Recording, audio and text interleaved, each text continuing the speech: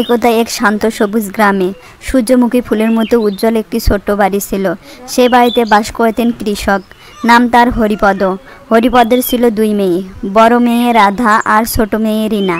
রাধা ছিল আধুনিক, স্মার্ট, কিছুটা অহংকারী, আর রিনা ছিল বিনয়ী, নম্র, ভদ্র ও অত্যন্ত পরিশ্রমী। রিনা সবসময় তার বাবাকে কাজে সাহায্য করত, আর রাধা ফোন ঘাঁটত। বাবা, আজ আমরা এই জমিটা পরিষ্কার করে ফেলব, এতে সুন্দর ফসল বুনতে সুবিধা হবে। হ্যাঁ মা, তুই না থাকলে আমার কাজটা যে কত কঠিন হয়ে যেত। রাধা শহরের কলেজে পড়াশোনা করত। সে নিজেকে খুব আধুনিক ভাবত এবং গ্রামের সাদামাটা জীবনকে ঘৃণা করত। সে সবসময় দামি পোশাক পরতে চাইত এবং গ্রামের মানুষদের তুচ্ছ তাচ্ছিল্য করত। রাধা একটি দামি পোশাকে সেজে আয়নার সামনে দাঁড়িয়ে চুল ঠিক করছে। তার ঘরটা বেশ গোছালো, কারণ তার বড় বোন সব কিছু গুছিয়ে রাখে। রাধা, মা রাধা, একটু এদিকে আয়, দুপুরে খেতে আয়। সারাক্ষণ কাজ আর কাজ, এই গন্ধ, এই ধুলোবালা আমার আর ভালো লাগে না। আসছি বাবা। রাধা বিরক্ত নিয়ে খাবার টেবিলে আসে। সেখানে রিনা আর হরিপদ অপেক্ষা করছে। খাবারের থালায় সাধারণত ডাল আর ভাত। আবার সেই একই খাবার, রোজ রোজ ডাল ভাত আর সবজি। আমার তো আর ভালো লাগে না। শহরের বন্ধুদের সাথে কফি শপে যাওয়া যে কত আনন্দের। দিদি, বাবা কত কষ্ট করে এই ফসল ফলায়, এই খাবার আমাদের শক্তি যোগায়। তুমি তো গ্রাম্য মেয়ে, তোমার কাছে এটাই ভালো লাগবে। আমার মতো আধুনিক রুচি তো আর তোমার নেই। একদিন পাশের গ্রাম থেকে এক সম্ভ্রান্ত পরিবারের ছেলে অনিক তাদের গ্রামে ঘুরতে এলো। অনিক একজন শিক্ষিত ও মার্জিত যুবক ছেলে। সে গ্রামের প্রাকৃতিক সৌন্দর্য এবং সরল সহজ জীবনধারণ দেখতে এসেছে। কি সুন্দর গ্রাম, শহরের কোলাহল থেকে অনেক দূরে, শান্তি আর সিদ্ধতা। অনিক হরিপদের বাড়ির পাশে দিয়ে যেতেই রিনাকে দেখতে পেল।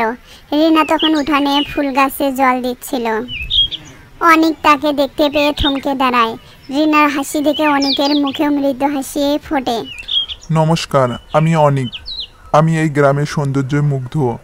আপনাদের বাড়িতে কি একটু বিশ্রাম নিতে পারি? রিনা অনিককে বাড়ির ভেতরে নিয়ে যায়। রাধার বাবা হরিপদ অনিককে দেখে অনেক খুশি হলেন। কিছুক্ষণ পর রাধা ঘরে আসে। অনিককে দেখে তার চোখ ঝলমল করে ওঠে। ও, কে এসেছে? আমি রাধা। তুমি তো নিশ্চয় শহরের কেউ। এখানে কি করছো? জি, আমি অনিক। আমি এখানে গ্রাম দেখতে এসেছি। তুমি আমার সাথে সময় নিয়ে গল্প করতে পারো। গ্রামের এইসব বোরিং কাজ, গ্রাম্য মানুষের গল্প শুনতে তোমার ভালো লাগে?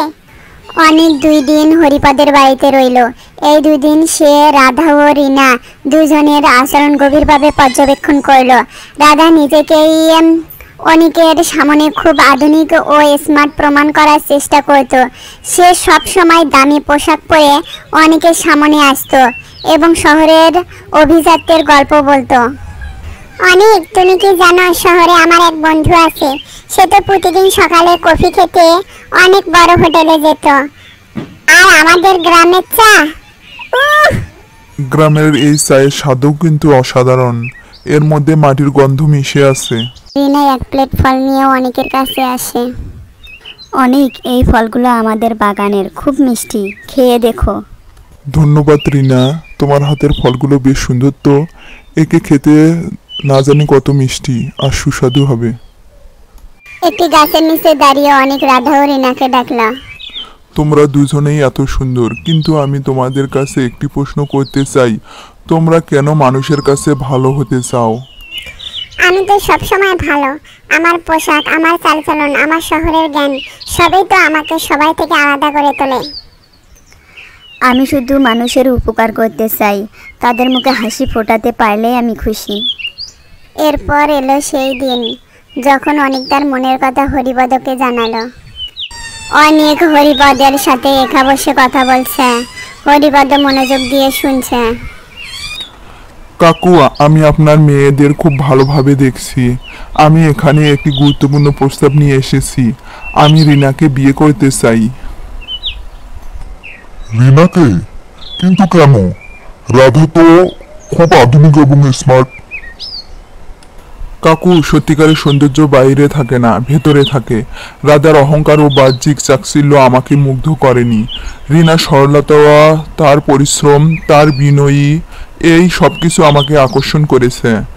সে মাটির মানুষ এবং আমি এমন একজনকেই আমার জীবনসঙ্গিনী হিসেবে চাই, যে আমার সাথে কাঁধে কাঁধ মিলিয়ে চলতে পারবে, আমাদের ঐতিহ্যকে সম্মান করবে। রিনা ও রাধা ঘরের পাশ থেকে সবকিছু শুনতে পায়।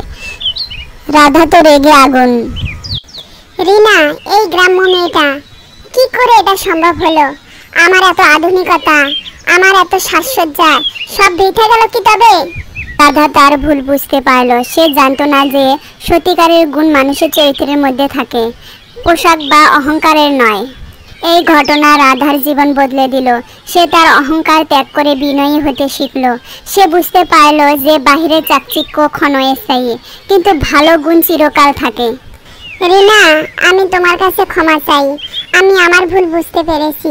তুমি একজন ভালো জীবনসঙ্গী পেয়েছো। রাধা ও রিনা এরপর থেকে সব কাজ মিলেমিশে করে। তার মাঝে আর কোনো অহংকার নেই। কয়েক মাস পর রিনা ও অনিকের বিয়ে হচ্ছে।